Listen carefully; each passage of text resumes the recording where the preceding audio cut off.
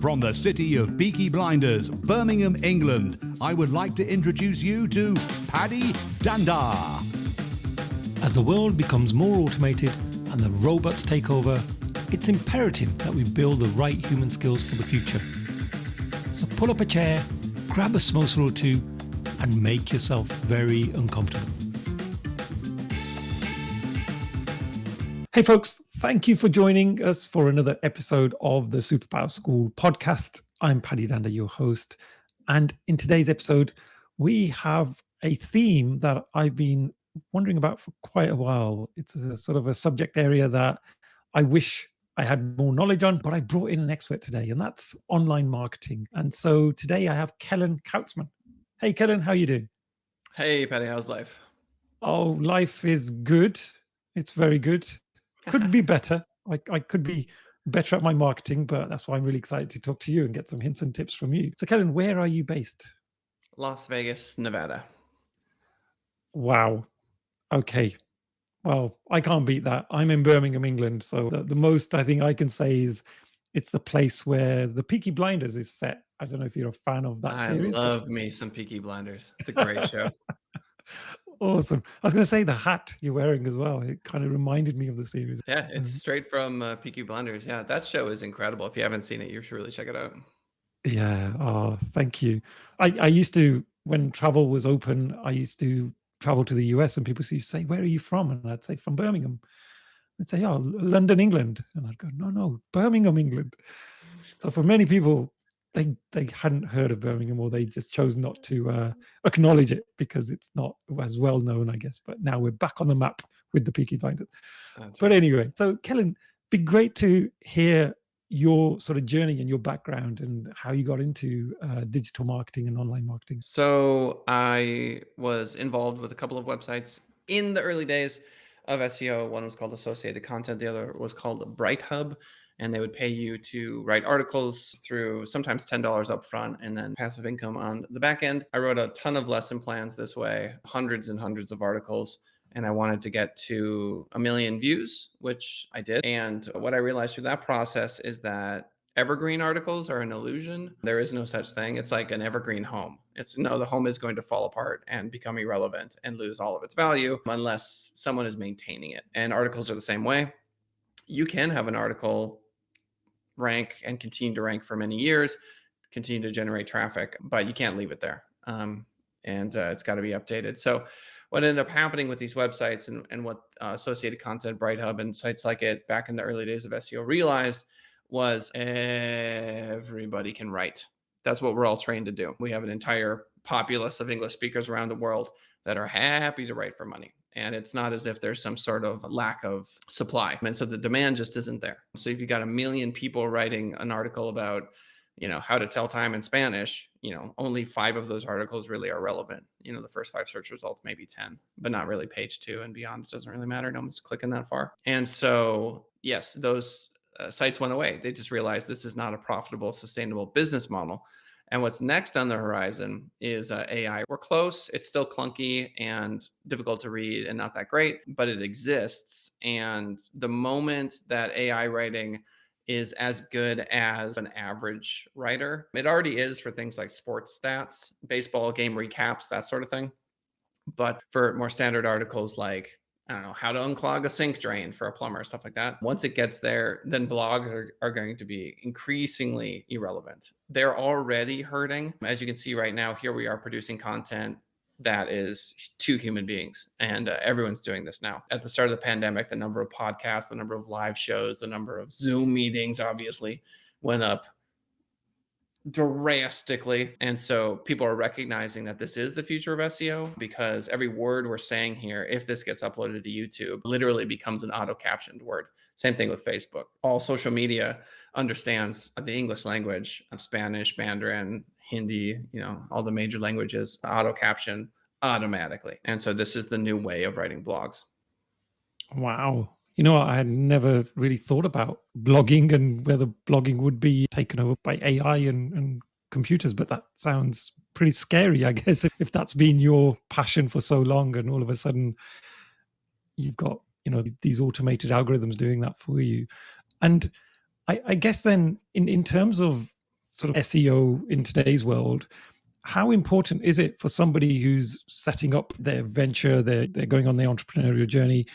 How important is it for them to really understand some of this digital marketing? I feel like if you're a homeowner, you can get away with not learning plumbing, not really, but you should probably know how to like unclog a garbage disposal, or like fix like very basic toilet issues that happen all the time, or like you should know what Drano is. But should you be able to rip up the tile and get to like the pipes that are underneath your house? Probably not. And so Right. SEO is the same way. It's like, do you want to call a plumber every time your garbage disposal gets a little clogged up? Or do you know that you should just throw ice in it and it's fine?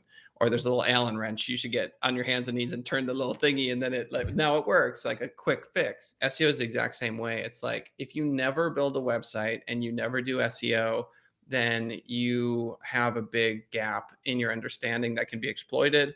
And SEOs are notorious for being scam artists because they'll take anyone's check. They're like, oh, you got money for it? Fantastic. Here come your services. I was talking to this kid who, I don't know, for some reason, SEO, it's changed.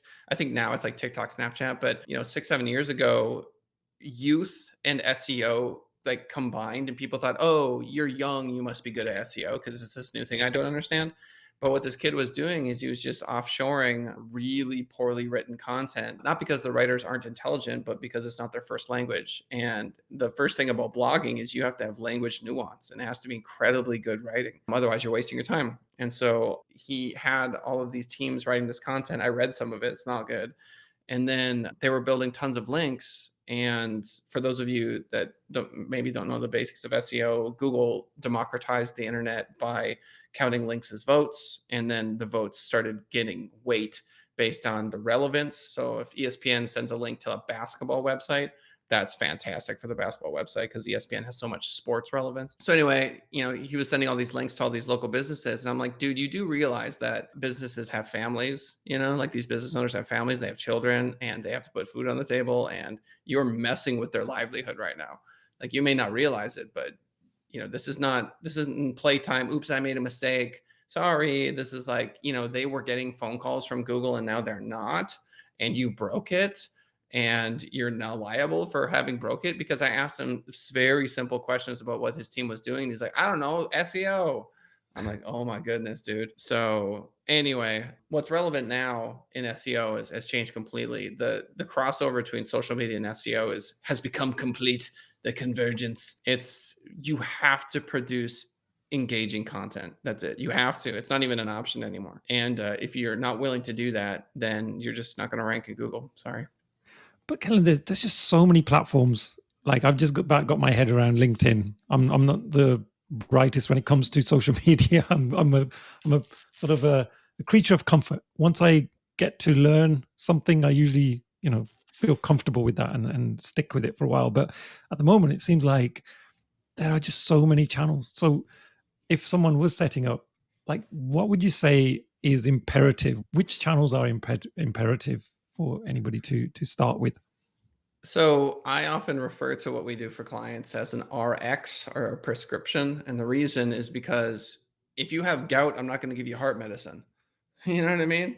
And this is one of those things where, are you a plumber that just started your business yesterday? Are you an electrician that's been in business for 20 years? Do you currently rank second? Do you rank 85th? What's your budget? Do you have employees? Are they willing to get reviews from clients or not? Do you have things like Bird Eye set up for reviews? Do you have your Google My Business page set up or not? Do you have a brick and mortar? Are you a national company? Are you local? It's just like, there's a million things that go into whether or not SEO is going to work, whether or not Google Ads is going to work, whether or not you should be on TikTok or Snapchat or Instagram or LinkedIn or Facebook. There's a lot that goes into it. What's your risk tolerance? Is this a long-term play where if you rank 3 years from now, you're going to be happy? Or do you need money today, or you're going to go out of business? So it's one of those things where, if there was a specific example, like there was a company we worked with for a while called Betty Page, which is a retro dress company. Oh yeah, Pinterest all day, every day. Are you kidding? You should live on Pinterest, Instagram, TikTok. Let's go. But if you're a personal injury attorney, maybe I've seen some injury attorneys on TikTok that have done quite well. But would you take a case in Oklahoma if one came up? Is that something? Do you want to dance? personal injury attorney? Is that something you're interested in? Because some of them will, and they go viral and they get, national recognition, and good for them. So it's wildly disparate in Mm. regards to what's going to work for who. Wow, that's a lot to think about there. I guess if I think about some of the listeners to this podcast in terms of my network, it's very much sort of professionals, IT professionals, trainers, coaches, that type of individual. So naturally, I'm drawn to LinkedIn because that's the place that I know I can find them. But yeah, be great to get your insights on, somebody who's in that field. What could they do to really help leverage their personal brand? Do you want me to do like a coach example? Yeah, that'd be great. Yeah. Okay, so if you throw a stick, you'll hit a coach in any direction. They are everywhere, and it's a natural extension of the way that we've chosen to educate globally. So for the first 18 years of many, many, many children's lives, they don't go and hang out with an attorney all day. They don't go hang out with a plumber all day. They don't go hang out with an insurance salesperson or an entrepreneur. They spend their time with teachers. And because the culture is set up that way, it won't be for long. I would say probably in the next 20 to 30 years, students are going to be able to go into a room and gather whatever life skill they want in whatever direction they want, whatever time they want. So there'll be third graders studying advanced calculus, but also working on auto mechanic stuff, like in third grade, because they have a knack for X, and we can fill in whatever gap we want. That's the future of education. That's very exciting. And they can virtually spend time in virtual environments being like, okay, if you want to like wire the electricity on a house, this is what it looks like, or this is what installing solar panels looks like. And they can like go and do that and like shadow people virtually and learn a ton of different things, because that's obviously incredibly useful. But as it stands today, everyone and their mom goes to public education. And so education, coaching, teaching, as long as the system remains this way, there will be a glut of those kinds of people, because everyone is like, I'm good at this. And they are, but so are so many other people. And so when it comes to coaches, if you want to be successful as a coach, you need to really niche down, is a good example of a strategy, is be like, I work with people who are afraid of spiders, you know what I mean? Or just just pick something that's incredibly niche that you're passionate about.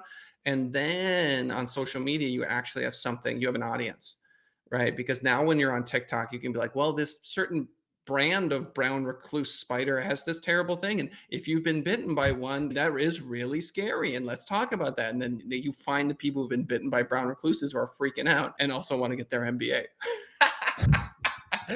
Because everyone's a generalist, everyone's a general coach, and there's so many of them. And so that's a rough go at it, the coaching, because you are not going to rank well in search engines for things like coaching, for the same reason that realtors do not rank well. Individual realtors have one heck of a time trying to rank for things like Realtor Las Vegas or Real Estate Agent Las Vegas, because there are just so many, and there are brokerages. So that's really tricky. So if you're a coach, what you end up finding, because coaches are B2B, basically, we are still in like the Precambrian era, which is to say business to business is still largely done through networking, through literally, and we're just doing that through places like Zoom now. And no one wants to admit that, especially digital marketers. We want to think that like, oh, I can build gorgeous websites, I can do incredible landing pages, I know Google ads in and out, any kind of ad, LinkedIn ad, Facebook ad. But the reality is people want a referral to me. They don't want to see an ad on Facebook. They don't want to see an ad on Google. And I even ranked #1 for SEO Las Vegas for a while. The leads were not what you really want, is someone to be like, you know what, Kellen worked for my company. We doubled our revenue last year. You should hire him. Those are leads you want. Wow. That's interesting. And I'm, without being mean to coaches out there, and I'm a coach myself, I'm an agile coach, but I see it all the time. Literally anyone who is on LinkedIn who's trying to build their brand, the word coach features somewhere on their profile usually. Yeah, and look, there's some amazing coaches out there, but Yeah. it's like any other saturated marketplace. It's like you really got to differentiate, and it's a spend that people don't have to make. Like a real estate agent, you kind of need one. You kind of need one. You probably figure it out on your own. But yeah, if you're a coach and you want to grow your brand, yeah, you got to grind social media hard. Do you see this time now that we're in, SEO is playing, well, one of the most important roles ever, looking back a few years? How have things changed in that whole space? So we used to be able to produce 400-word piece of content relatively inexpensively, and that would work because the quantity of above average content was fine. That works because now you're filling up your social media with links to those blog posts, and so you are generating a lot of links. And what Google basically experienced was an inundation of pages on the internet. And they've been saying quality for the last 20 years. It's just none of the SEOs were listening. They're like, you know what, I'll just make 8 and maybe one of them sticks. And then hooray, that'll get me what I need. And the rankings will go up and everyone's happy. But Google finally put their foot down and was like, okay, 2 things. One, we only care about mobile. We don't care about desktop anymore. It's mobile first indexing. The entire internet's mobile. That is what it is. And the second thing is, would you guys please stop filling the internet with garbage? Which is like, we've told you a million times, you're not listening. We're sick of it. We don't want to index this crap. So they're zombie pages now. And yes, they hurt you. So stop your shenanigans. It's like the equivalent of like plastic water bottles. That's what all these blogs are. Like, they take up space and energy. They're on servers, literal digital space. And so now we had to go back to our clients. It was like 2 years ago. We said, okay, we're done doing that. Now we're doing like 1,200 word blog posts. And hey, guess what? The price is the same. And you're going to get way less. Like, we were writing 8 for you before, you're getting 2 now. But we're spending all of our time and all of our energy and all the custom graphics and the great writing and the revision process and hyping it up and promoting it because the other strategy stopped working and nobody cared. Not a single client cared at all because they look at us and they go, I do not for a millisecond want to think about the stuff that you guys think about. Just do it, and I'll judge you based off rankings. I'll judge you based off phone calls and revenue. If I have a simple website and I'm looking to implement some of my own SEO into that, and you mentioned a few aspects there with inbound links from high ranking websites or high authority websites, what are some of the quick tips that you could give somebody that they could immediately apply? The first thing I would do is I would run a ranking report. So you can do something called SpyFu. That's a good example. And you want to know where you currently rank. If you just developed a website, then I would want to know what niche you're in and whether or not SEO is a smart long-term play for you. So for example, if you're a personal injury attorney in Nevada, there are lots of them and they have all the money in the world, like mansion next to the coach of the Raiders money. And that's your competition. Okay. So you have to have a very sober outlook on competing against these people. Like, what are you going to do? It reminds me of like a 6th grader, 5'1", up against LeBron James. It's like, Right. he's going to win for a long time. Like, it's not gonna, it's not like in 2 weeks you're gonna like overtake him. That is not going to happen. Like, he's going to crush you for quite a while. And so, just having a very sober analysis of kind of where you are in the marketplace, and then your willingness to grow it. So if you're willing to spend $800 a month for SEO for the next 3 years, because I can show rankings go up, no problem. Here you go. You ranked 724th. Now you rank 311th. You happy? Of course not. Like, who cares? Okay, now you rank 104. You're happy that it's going in the right direction, but you're still not seeing revenue.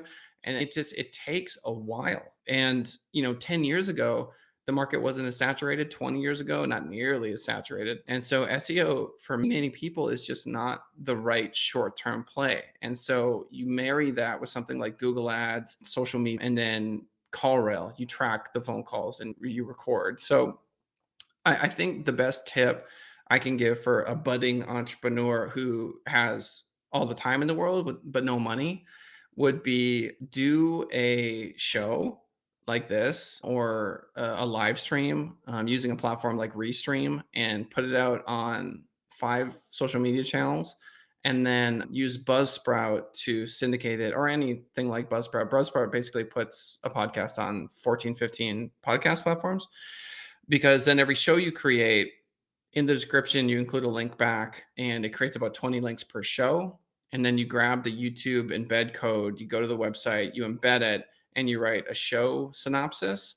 And so you're getting a blog post, you're getting about 20 links back to the website. And then on the links themselves, make sure that you're using anchor text. And if you're unfamiliar with that, you hover over, let's say, digital marketing Las Vegas would be a keyword for me. So I would say, brought to you by Send It Rising Las Vegas Digital Marketing Company. And then I would highlight Las Vegas Digital Marketing Company, and that would be the link. That's called anchor text. And you want to vary that, and you want to pick about 5 of those that are the ones you want to rank for. But you want to make sure that you can actually rank for them. So if you're very new to the game, I would pick really long tail ones. Like, that would be a good example. Facebook ad management, in Las Vegas, that sort of thing. So there you go. That's a tidbit for you. Oh, thank you for that. Some great tips there, Kellen. So really appreciate that.